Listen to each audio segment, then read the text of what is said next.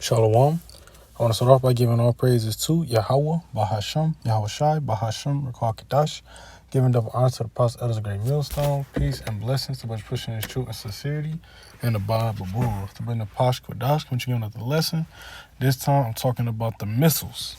All right, your ICBMs, your intercontinental ballistic missiles, all right, your fat boys, your nuclear warheads, all of those atomic explosives, as you will. All right. This is Revelations 11 and 14. Revelation chapter 11, verse 14. The second woe is past, and behold, the third woe cometh quickly. Now, for those who don't know, the second woe is talking about World War II. All right. Because roughly paraphrasing, you got a verse talking about the first and the second war. First and second woe, which was talking about the world wars. So the woe is what? Death and destruction. And those world wars, that's what they were. Death and destruction. It was war. Right? But this one, it said the second woe is past, and behold, the third woe cometh quickly. Because, in the eyes of man, right, the second woe was roughly 80 years ago. We can round it to 100 if you want. But we're not looking through the eyes of man. To the Lord, 1,000 years is but a day. Right? So 100 years to the Lord is but a mere moment, really. It's like it's not that long. That's why I say it cometh quickly.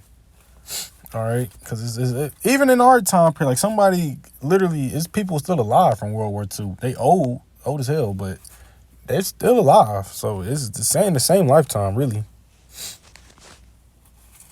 Right, but that third, as we know, the Third World War gonna be fought with what?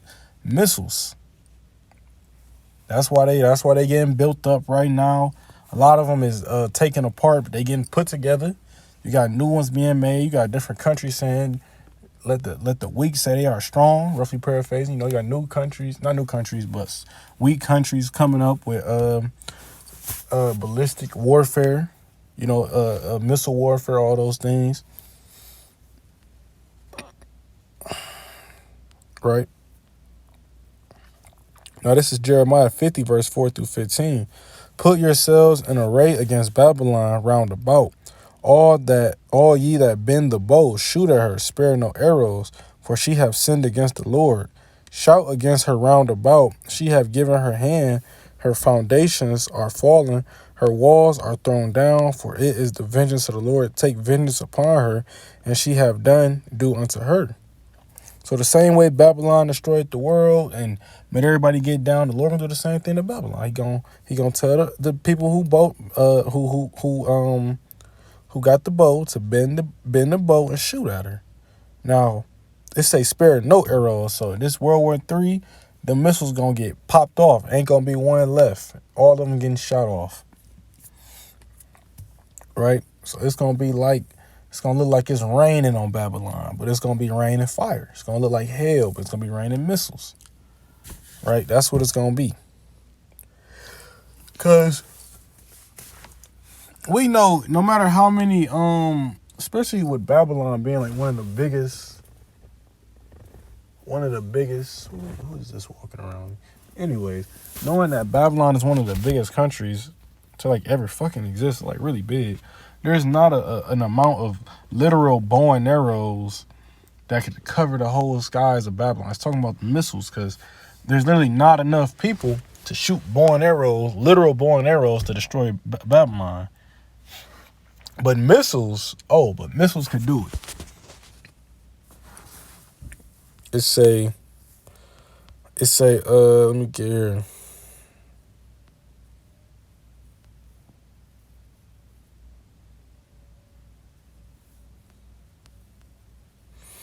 All right, this is Joel chapter 2, verse 1 and 2. It say, blow ye the trumpet in Zion, and sound an alarm in my holy mountain. Let all the inhabitants of the land tremble, for the day of the Lord cometh, for it is nigh at hand. The day of the Lord is a scary day. It is a day of darkness, all right? It's a day of destruction, it's not going to be a pretty sight. People thinking, well, yeah, you are going to have people getting beamed up. But when people imagine the day of the Lord, they imagine white robes and the sunshine coming down on certain people and they being raised up. Really, that's the chariots and the high beams picking them up. Even though that's in the twinkling of the eye, it's not going to be no slow beam up. It's going to be zoop and you up. Or I can say that elect shall be scarcely saved. You know what I mean? But the day of the Lord is going to be, it's going to be hell out here because it's going to be, Jacob's trouble going to have already been going on. So you could, you can imagine Jacob's trouble. That's what the scriptures say. What shall it be if the world already be kindled? Yahushua coming back with the sword. If he coming to set this place on fire, the chariots gonna be shooting fire down on them and all that. But he said the world gonna already be on fire. The world.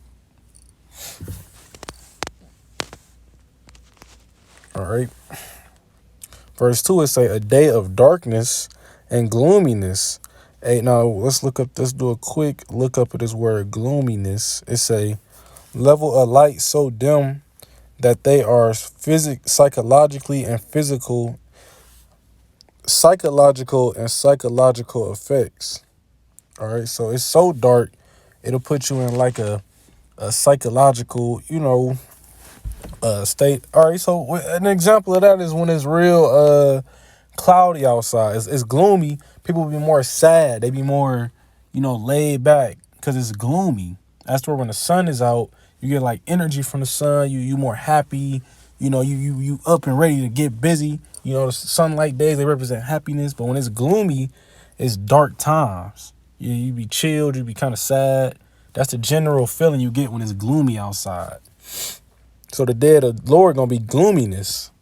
So everybody thinking it's gonna be all happy, cheering, woo woo. It's gonna be fucking ribs to the stomach out here.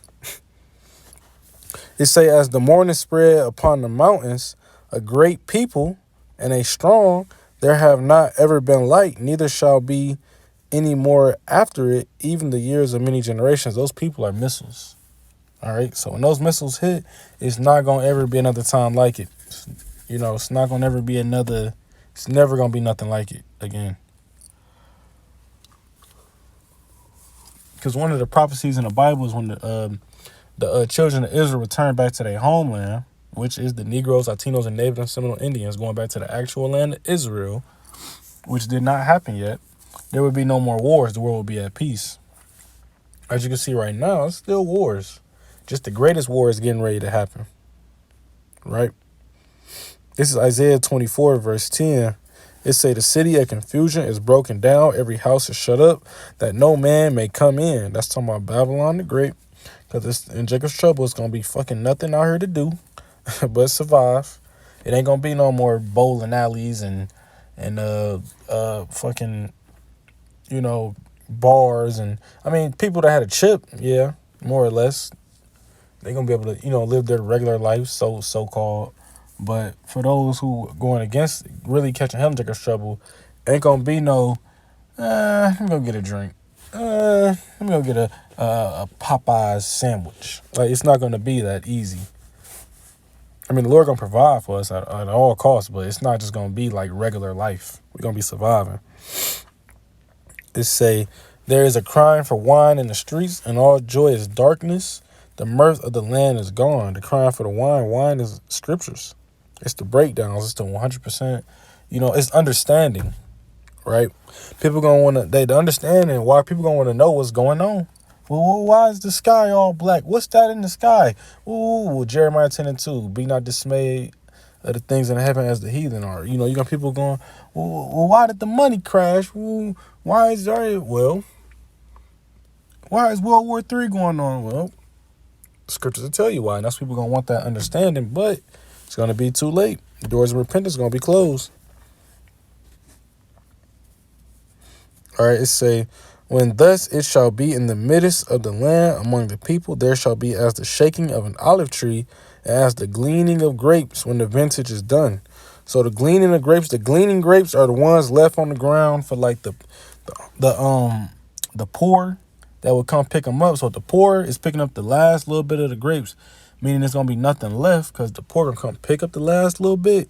So that comparison was left to Babylon the Great. It's going to be nothing left here. Nothing. All right. So I hope that was edifying. I want to give all praises to Yahweh, Bahasham, Yahweh Shai, Bahasham Rakakadash, giving double honors to the apostles, a great millstone, double honors to the Shalom, Slakia. Shalom. I want to give all praises to Yahweh, Bahasham, Yahweh Shai, giving double honors to the apostles, others, great millstone. Peace and blessings to us pushing this truth and sincerity and abide with bull.